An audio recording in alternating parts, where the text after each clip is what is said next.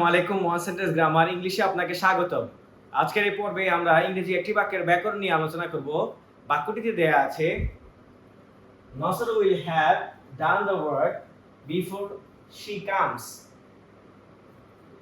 এই সেন্টেন্সের মধ্যে যেহেতু আমরা এখানে সেন্টেন্স পেয়েছি, প্রথমে আমাদের কাজ হচ্ছে সাবজেক্টকে আইডেন্টিফাই করা, দেন হচ্ছে ভার্ব, দেন হচ্ছে অবজেক্টকে আইডেন্টিফাই করা। যেহেতু আমাদের এখানে হচ্ছে আমরা জানি এই সেন্টেন্সের প্রথম যে অংশটা এটা হচ্ছে সাবজেক্ট, এই অংশটা হচ্ছে ভার্ব, এটা হচ্ছে অবজেক্ট, দেন আমাদের এখানে আরেকটা হচ্ছে সাবজেক্ট দেওয়া আছে, ভার্ব দেওয়া আছে, শেষে হচ্ছে ফুল স্টপ দেওয়া আছে। যেহেতু আমরা এখানে হচ্ছে দুইটা সাবজেক্ট পেয়েছি, দুইটা ভার্ব পেয়েছি, তাহলে আমরা বুঝতে পারতেছি যে এটা হচ্ছে একটা কমপ্লেক্স সেন্টেন্স। আর এই কমপ্লেক্স সেন্টেন্সের মধ্যে সব সময় দুইটা সাবজেক্ট থাকবে এবং হচ্ছে দুইটা ভার্ব থাকবে।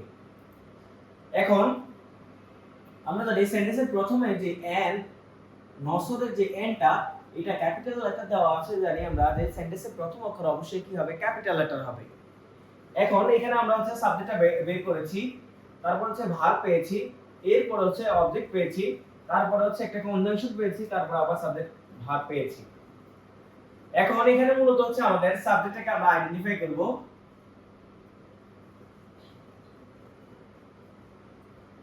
যেহেতু এটা একটা কমপ্লেক্স সেন্টেন্স, এখানে হচ্ছে সাবজেক্ট এবং প্রেডিকেট যদি আমাদের বের করতে হয়, তাহলে আমরা জানি এখানে যে মূল যে সাবজেক্টটা, এটা হবে আমাদের সাবজেক্ট, আর এখান থেকে শুরু করে শেষ পর্যন্ত যে অংশটা আছে সেটাকে আমরা প্রেডিকেট বলবো। এখন আপনি প্রশ্ন করতে পারবেন যে স্বাভাবিকভাবে এখানে তো আরেকটা সাবজেক্ট আছে এবং একটা ভার্ব আছে, কিন্তু আমরা হচ্ছে এটাকে সাবজেক্ট, এটাকে ভার্ব, এখানে সাবজেক্ট বলতে পারতাম, আর যে বাকি যে ভার্বটা আছে সেটাকে প্রেডিকেট বলতে পারতাম। কিন্তু এখানে মূলত হচ্ছে এই যে সাবজেক্ট এবং ভার্ব, এটা হচ্ছে মূলত আমাদের বাক্যের একটা অংশ। কিভাবে অংশ সেটা নিয়ে আমরা আলোচনা করব। এখন এটা প্রেডিকেট হলো কেন, এটা নিয়ে আমরা আলোচনা করব। আমরা জানি এখানে হচ্ছে সেন্টেন্সের প্রথম অক্ষর নসর, নসরটা হচ্ছে একজন ব্যক্তির নাম। যদি কোনো সেন্টেন্সের মধ্যে কোনো ব্যক্তির নির্দিষ্ট নাম বা স্থানের নাম অথবা দেশের নাম যদি আসে, তাহলে এটা অবশ্যই কি প্রপার নাউন। আর প্রপার নাউন বাক্যের প্রথমে আসুক, শেষে আসুক কিংবা মাঝখানে আসুক, যেখানে আসুক, এটা সব সময় হচ্ছে ক্যাপিটাল লেটার দিবে। এর পরবর্তী ভার্বটা অবশ্যই সিঙ্গুলার হবে। যেহেতু নসরটা হচ্ছে আমরা জানি সেন্টেন্সের প্রথমে এসেছে, এইজন্য এটা যেহেতু প্রপার নাউন, কিন্তু যেহেতু সেন্টেন্সের প্রথমে যেই আসুক না কেন অবশ্যই কি হয়, ক্যাপিটাল লেটার দিয়ে হয়।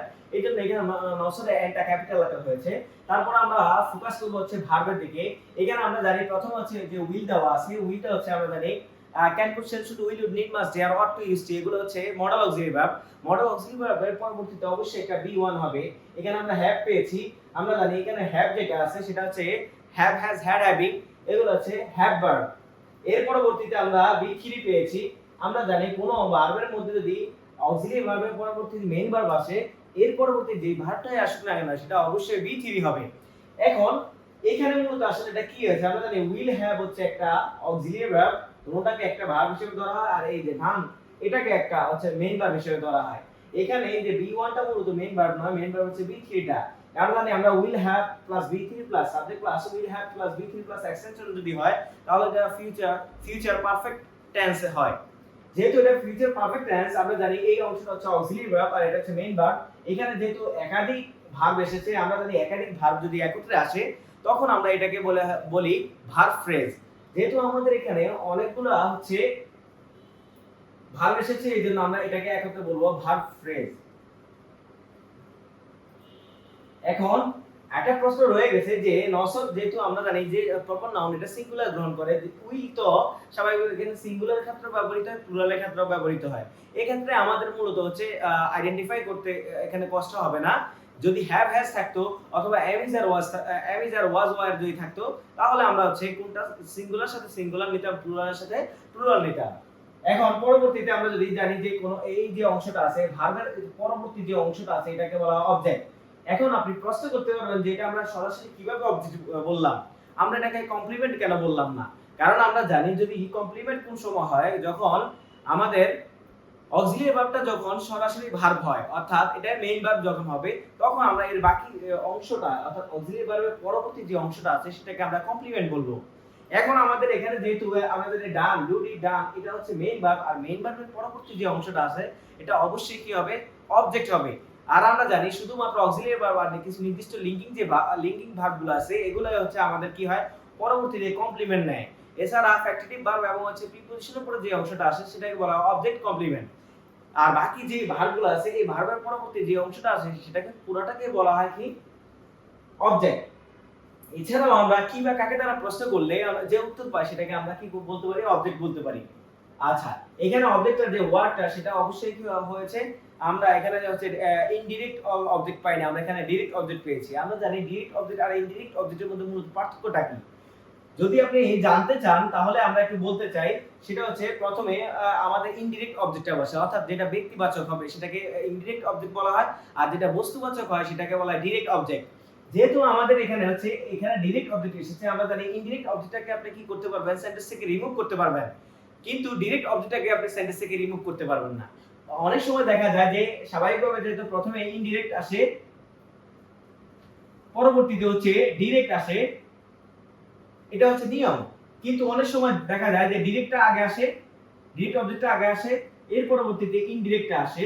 যদি ইনডিরেক্টটা পরবর্তীতে মানে অর্থাৎ ডাইরেক্টটা সামনে চলে আসে আর ইনডিরেক্টটা পরে আসে তাহলে মাঝখানে টু অথবা ফর হবে। এখন আশা করি যে এই আলোচনাটা অর্থাৎ দা ওয়ার্ক এখানে কি জন্য অবজেক্ট হয়েছে, কারণ আমাদের এখানে এই যে ডান যেটা এটা হচ্ছে মেইন ভার্ব, অর্থাৎ এটা কোনো লিঙ্কিং ভার্ব নয় অথবা ফ্যাক্টিটিভ ভার্ব নয়। যদি লিঙ্কিং ভার্ব হতো তাহলে আমরা এটাকে কমপ্লিমেন্ট বলতাম। এখন যেহেতু আমরা জানি এখানে আছে নাউন বা প্রোনাউন দেওয়া আছে, এর পরবর্তীতে একটা ক্লোজ দেওয়া আছে। কিভাবে আমরা ক্লোজ বললাম, কারণ আমরা জানি যে একাধিক সেন্টেন্স যদি একত্রে আসে তাহলে একাধিক ওয়ার্ড যদি একত্রে আসে তাহলে আমরা একটা ফ্রেজ বলি, আর একাধিক একটা সাবজেক্ট এবং একটা ফাইনাইট ভার্ব যদি কোনো অংশের মধ্যে থাকে তাহলে আমরা এটাকে ক্লোজ বলি। যেহেতু আমাদের এখানে একটা সাবজেক্ট পেয়েছি একটা ভার্ব পেয়েছি তাহলে আমাদের এখানে কি বলবো, আমরা এটাকে একটা ক্লোজ বলবো। এখন আমরা একটা নিয়ম জানি স্বাভাবিকভাবে যে নাউন বা প্রোনাউনের পরবর্তীতে যদি কোনো ক্লোজ আসে অথবা ফ্রেজ আসে সেটাকে আমরা অ্যাডজেক্টিভ ফ্রেজ বলি। এখন এখানে আমরা কি এই যে বিফোর হি কামস এখানে কি আমরা কি অ্যাডজেক্টিভ ক্লোজ বল বা ফ্রেজ অথবা ক্লোজ কি বলতে পারবো না? কেন? কারণ আমরা জানি এখানে অ্যাডজেক্টিভ ফ্রেজ অথবা নাউন বা প্রোনাউনের পরবর্তীতে প্রিপোজিশন ফ্রেজ অথবা রিলেটিভ প্রোনাউন কিংবা যদি আমার জিরান্ট অথবা ইনফিনিটিভ যুক্ত ফ্রেজ আসে তাহলে আমরা এটাকে অ্যাডজেক্টিভ ফ্রেজ বলতে পারবো। এছাড়া আমরা কখনোই এটাকে কি বলতে পারবো না, অ্যাডজেক্টিভ ফ্রেজ বলতে পারবো না। যেহেতু আমাদের এখানে বিফোরটা দেওয়া আছে, বিফোরটা আমরা স্বাভাবিকভাবে জানি এটা হচ্ছে সময় নির্দেশক। যদি বাক্যের মধ্যে কোনো কিছু সময় নির্দেশ করে বাংলাতে বলা হয় এটাকে ক্রিয়া বিশেষণ, আর ইংলিশে বলা হয় অ্যাডভার্ব।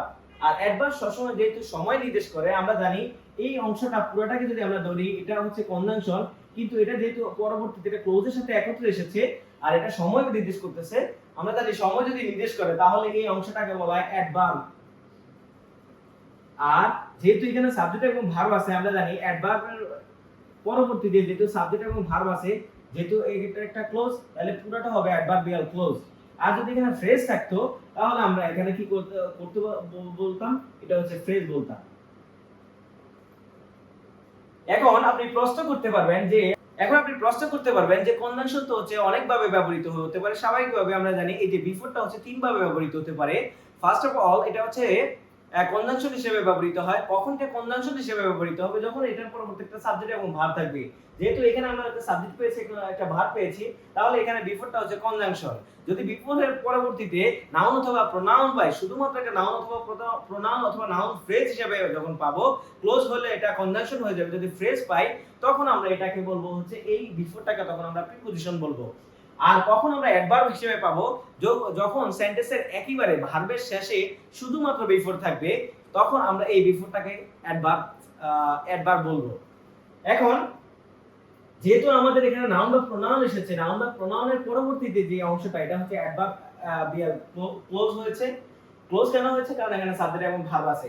যেহেতু এটা পুরাটাই একটা অংশের ভিতরে চলে গিয়েছে এইজন্য আমরা এখানে নসবটা হচ্ছে সাবজেক্ট আর এই পুরো অংশটাকে আমরা প্রেডিকেট হিসেবে ধরেছি। এখানে আরেকটা প্রশ্ন আমাদের জানতে হবে যে স্বাভাবিকভাবে এখানে শি দেওয়া আছে, আমরা জানি শি হচ্ছে থার্ড পারসন সিঙ্গুলার নাম্বার।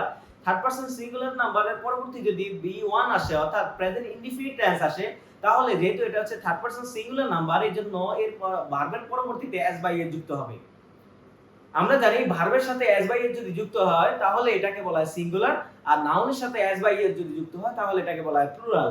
এখন আরেকটা জিনিস আমাদের ইম্পর্টেন্ট, সেটা হচ্ছে এখানে এই যে অংশটা, অর্থাৎ এখানে বিফোর এর আগের যে অংশটা, এটা স্বাভাবিকভাবে এখানে হচ্ছে ফিউচার পারফেক্ট টেন্স, আর পরেরটা হচ্ছে প্রেজেন্ট ইনডিফিনিট টেন্স। এটার আগে হচ্ছে, যদি আমরা জানি স্বাভাবিকভাবে যখন বিফোরটা কনজাংশন হবে তখন আগে পাস্ট ইনডিফিনিট হতে পারে, পরবর্তীতে আবার পাস্ট ইনডিফিনিট টেন্স হতে পারে।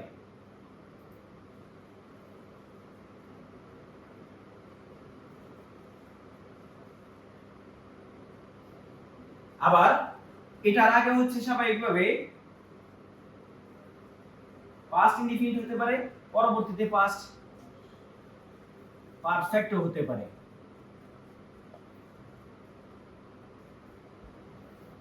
আর এখানে হচ্ছে অবজেক্ট, যেটা অবজেক্টের মধ্যে যেহেতু নাউন আছে, আমরা জানি এখানে দা ওয়ার্ড দেওয়া আছে, নাউনের আগে যদি আর্টিকেল আসে তাহলে এই নাউনটাকে বলা হয় নাউন ফ্রেজ। কারণ স্বাভাবিকভাবে নাউনের আগে এই যে আর্টিকেল আসুক কিংবা হচ্ছে অ্যাডজেক্টিভ আসুক কিংবা অ্যাডজেক্টিভ অথবা অ্যাডভার্ব আসুক, যাই আসুক না কেন, তখন ওই নাউনটাকে বলা হবে, এই দুটো শব্দকে মিলিয়ে বা তিনটা শব্দকে মিলিয়ে বলা আমরা বলবো নাউন ফ্রেজ। এই সেন্টেন্সটির মধ্যে দুটো সাবজেক্ট এবং দুটো ভার্ব রয়েছে এবং শেষে ফুল স্টপ রয়েছে। আমরা জানি এটা হচ্ছে একটা কমপ্লেক্স সেন্টেন্স। আর এই কমপ্লেক্স সেন্টেন্সটির অর্থ হলো সে আসার আগে নসর কাজটি করে ফেলবে। আশা করি আজকের এই আলোচনাটি আপনারা বুঝতে পেরেছেন। যদি আপনাদের এই আলোচনাটি পছন্দ হয় তাহলে আমাদের সঙ্গেই থাকবেন, লাইক করবেন, কমেন্ট করবেন এবং হচ্ছে শেয়ার করবেন। আসসালামু আলাইকুম।